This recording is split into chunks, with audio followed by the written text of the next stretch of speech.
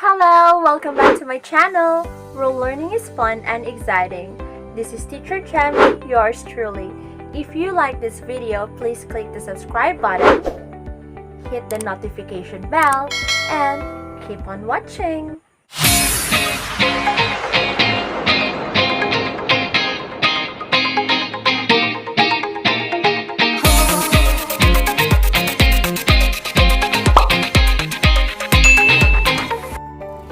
For today, we're going to talk about the different types of communication. Actually, there are various types of communication according to form. First is intrapersonal.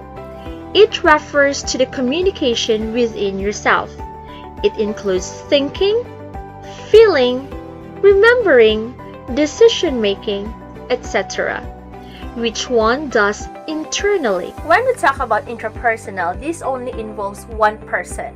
Yes, one person. It's only our own self. Hindi sinasabi para ka namang baliw, but in a sense, you are doing this communication kasi you're trying to decide on something or you're trying to reflect. Kasi diba, may mga times na we are talking to ourselves because we want to know also kung ano yung problema natin sa mga sarili natin. To the point that we are trying also to understand who we really are. Kasi ang hirap naman sagutin minsan yung tanong na, who are you? Who am I? Ako ba yung baliw? Hindi. So most likely, when we are doing intrapersonal, you're reflecting on whatever happened sa'yo within that day, or let's say you're trying to plan out things for tomorrow.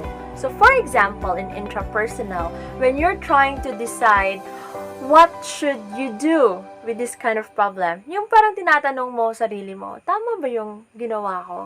Tama ba yung magiging decision ko? Ay, hindi siguro. Dapat ganito yung gawin ko.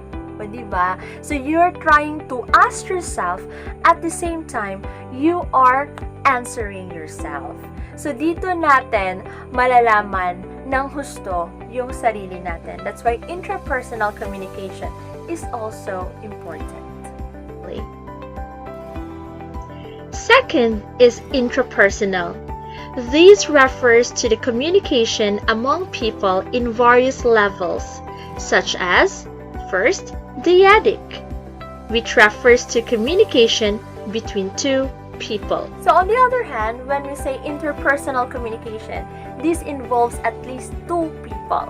At least two people. Kaya, yung interpersonal communication, it's divided into three.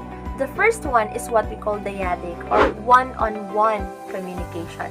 Yung parang you and me against the world. Yung tayo lang sa mundo. Etches. So most likely, dyadic communication is considered to be the most intimate communication in the interpersonal type.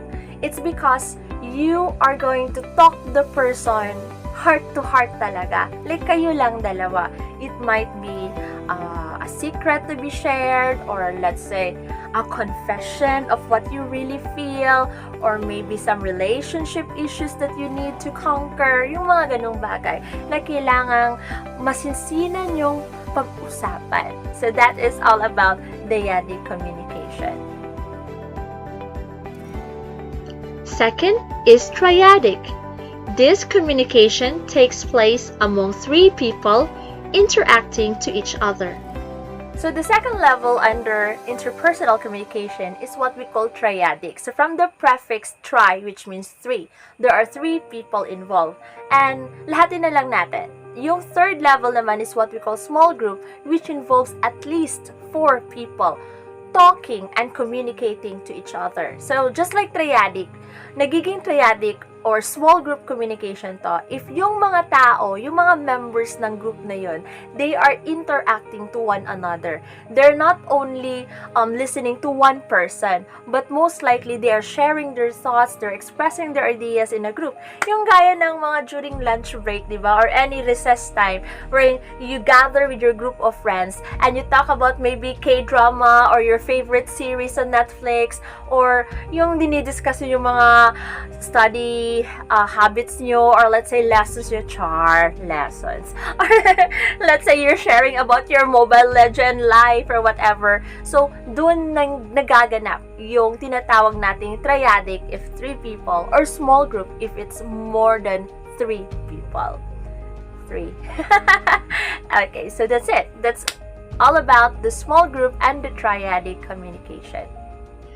Third type of communication is public, which refers to the communication between one speaker and an audience or several people.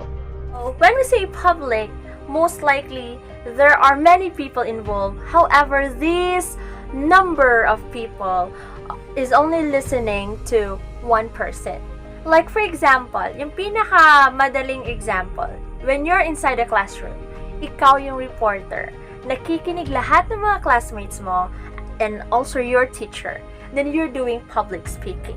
Alright? You're doing public communication. So it's just like a one-way communication from the speaker to the audience. Yun.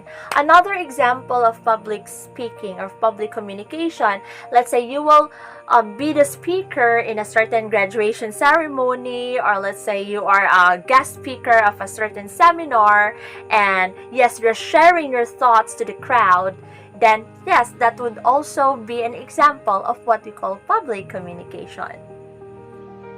Fourth is mass. It is a form of public communication which includes media, such as newspaper, magazines, radio, television, movies, or internet. This caters a larger number of audiences. So when we're talking about mass communication, gaya ng sabi ko kanina, this is actually a form of public communication.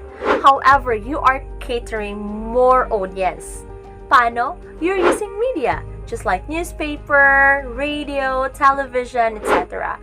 na nagagather ng mas maraming manonood, na mas maraming makikinig. So I'll give you a good example. Let's say you are watching a sauna from our president. So if you are on that venue itself, kung saan nagaganap yung sauna, then you can actually see directly the president in person talking and sharing his ideas and his policies, or let's say his future projects, etc. Then that is public communication kasi nandun ka sa venue. However, if for example yung sauna nasa Luzon and ikaw, you are in Mindanao, of course you can still watch sauna through Facebook Live or through YouTube Live, or let's say on television, or shall we say via radio. So that would fall on mass communication kasi mas maraming nakikater na audience with the use of different media.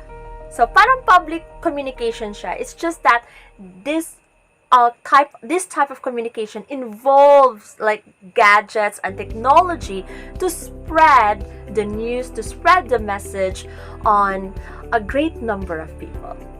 So that is mass communication. Fifth is organizational, which refers to the communication among people in an organization.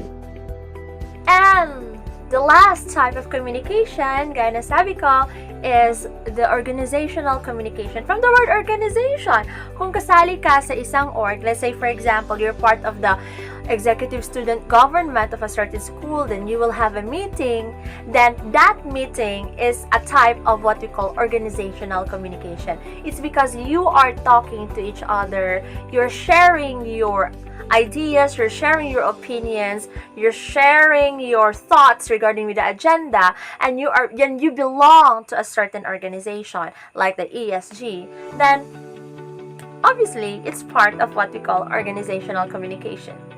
Easy. And those are the different types of communication according to form. I hope you understand everything, but if you have any question, don't hesitate to drop by in the comment box below and I will be glad to answer your clarifications and questions. So if you like this video, don't forget to subscribe, hit the notification bell, and keep watching on the next videos that I'm going to upload. Bye bye! See ya! Thank you! Mwah.